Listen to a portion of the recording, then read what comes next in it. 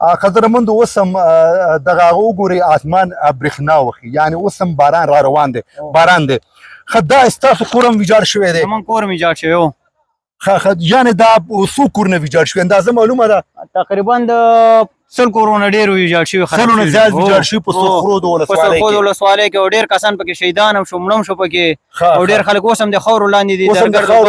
درګرد د خلک یې راوباسي او زما خپله زوی راووته بار د څنګه چې بار راووته زه ورپسې راووتم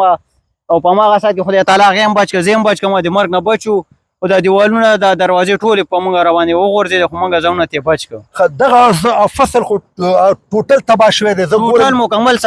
خراب شوی دی تاسو راشئ نږدې نه وګورئ خو نور زراعت یې ځمکې وې خلکو بینډۍ کرلې وې هغه هم ټول مکمل ختم شوي سره قدمون د حواس د اسمان حواس ته ګوري چې برېښنا ده باران را روان دی یعنې اوس هم خطر ده الله دې هغه ونکي باران په دې چې په هر کور کې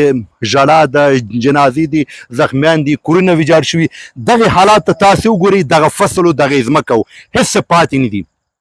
تر څنګ جاله وه دې ته وګورئ دا ګورئ دا فصل و هېڅ څه پاتې نه دي هر څه ویجاړ شوي دي